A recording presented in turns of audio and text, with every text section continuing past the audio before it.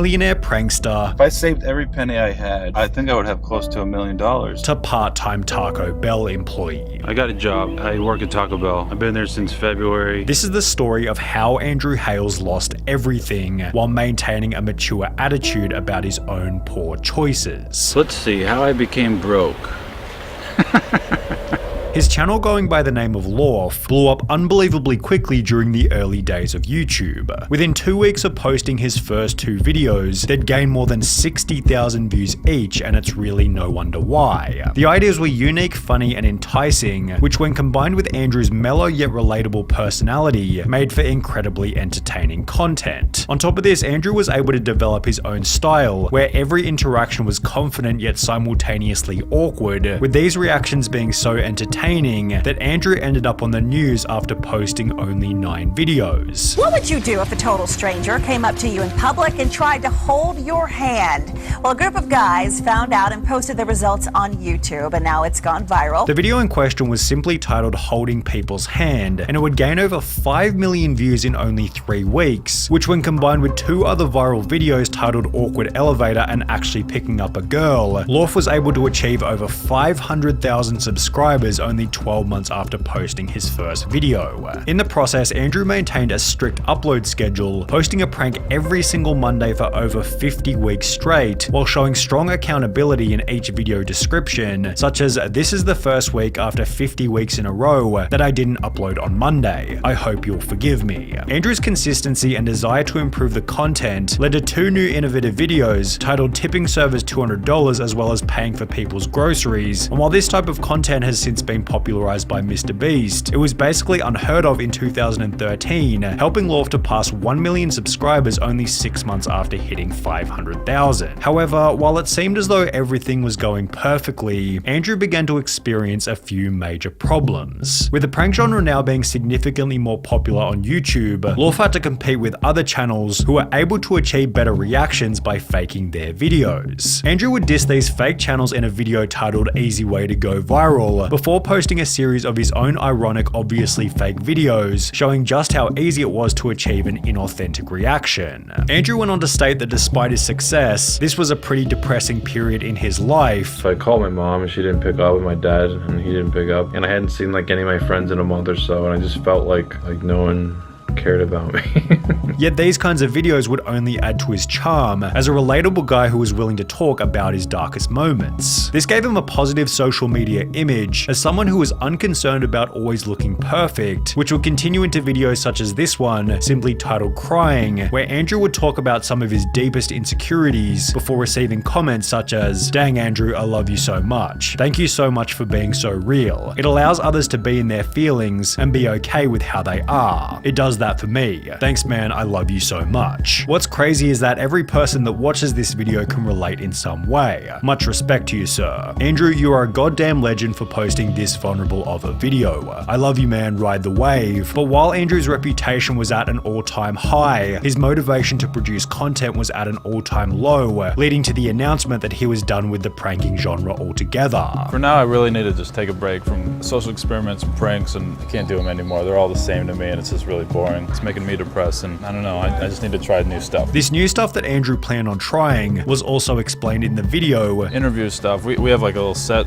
up in my apartment now. We're gonna try this Jimmy Fallon Between Two Ferns type thing with YouTubers, models, or whatever. With the teased interviews eventually becoming a series by the name of Chatting With. He began by talking to other YouTubers such as That Was Epic and Cody Ko. However, the real success began when he'd interview increasingly unique humans, such as chatting with a 400+ day Fapstronaut, chatting with a flat earther, and chatting with a 23-year-old stock trading millionaire, each of which helping Andrew to earn $250,000 in 2018. Andrew would back this up by earning a further $200,000 in 2019, and by all accounts it seemed as though there was nothing that could derail his success. He'd announced that the Chatting With series would continue into 2020. Got like 4 interviews already planned out, ready to rock and roll for 2020. Although there was no way that Andrew could have predicted what was just around the corner.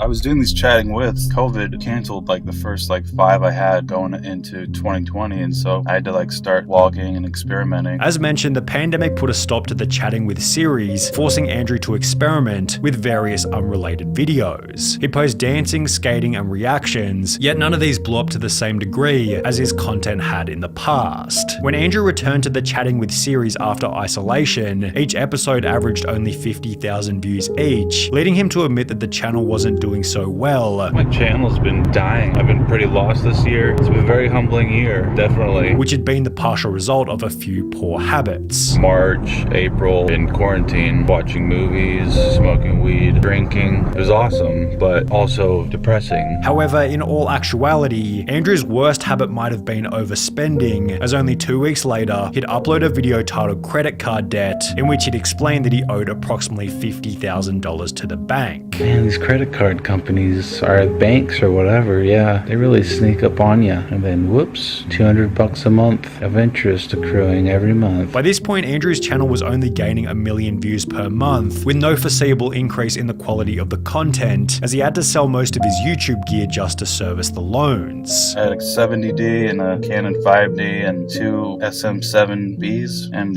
yeah, I just sold it all, and that paid off one credit card. In the process, Andrew moved out of LA to a more affordable area. We found this Airbnb 2 months ago for $400 a month, and yeah, we're just pinching pennies and just trying to rapidly get out of debt. Where he'd film a video titled How I Became Broke, summarizing the situation that he'd found himself in. Didn't manage my money wisely. I traveled a lot. I went to Russia, Japan. Another big thing is taxes. I always like forget to save money for the taxes, and then it's like, boom, you owe 40 grand. It's like, oh, all the while paying $3,600 a month for this rent. That was a big mistake there. That was just a dumb flex. Weird flex. I didn't know what I was doing. On top of managing his money poorly, Andrew would add that he'd become complacent. I partied too much and I got lazy and less focused and didn't upload as much. So I had like 10 grand coming in a month every month for hardly doing anything, and YouTube kind of just spoiled me, and I don't know, I guess I thought it would last forever. But it started to go down and down and down. And while it was depressing that he'd spent every dollar he ever made from YouTube, this video would also become a turning point. As was seen in the early days of his channel, Andrew's audience simply appreciated the honesty, with the entire comment section offering words of encouragement. Andrew's ability to just keep it real and say vulnerable things out loud transparently is incredibly endearing. Inspiration to be more open. Andrew, you're a legend, man. Your openness and candor has positively impacted more people than you realize. Takes a real man to admit and truly reflect on the real mistakes one made. And in order to move forward and do better, you have to do just that. These comments, in combination with the video's strong performance, led Andrew in a brand new direction, where he'd basically document what it was like to be someone rebuilding from zero, which turned out to be an incredibly entertaining genre. On the 1st of October 2021, Andrew uploaded a video titled I Got a Job, in which he'd explained that he'd returned to old school employment. So I got a job. It's with this company called Amazon. It'll be like my first job in about 10 years. And I'm actually kind of excited. However, while Andrew seemed excited about his new position at Amazon, it didn't take long before he was already talking about quitting. Like night 3, it started to become less fun. Yeah, so I don't know how much longer I'm gonna last. It took only a month before Andrew confirmed his resignation. Yeah, Amazon's hard. I couldn't do it. After which he tried DoorDash and Instacart, yet the pay was somewhat disappointing. All in all, it took about almost 3 hours. I made about 22 bucks. Andrew knew what he needed to do.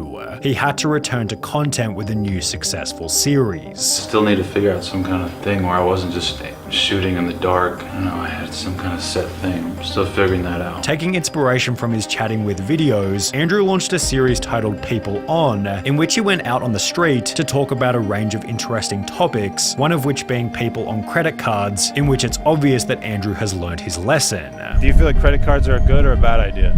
I think they're a bad idea because nobody's taught how to use them. I agree. The series is yet to rival his previous work in terms of view count, yet the idea has a lot of potential, with some of his fairly basic episodes having achieved almost 200,000 views. With a bit more effort, the series could easily do over 500,000 views per episode. However, until then, Andrew seems pretty content with his new position at Taco Bell. I got a job. I work at Taco Bell. I work the drive-thru. Wicked easy. Love my boss and my coworkers. It's all very very chill. I work Wednesday, Thursday, and Sunday. It's just a side hustle. I'm still doing YouTube. Andrew even stated that this wasn't the first time that this kind of thing has happened. 'Cause I've done this like 2 or 3 times, and then I just eventually get out of it and get rich again. So surely he'll be able to rebuild in the future.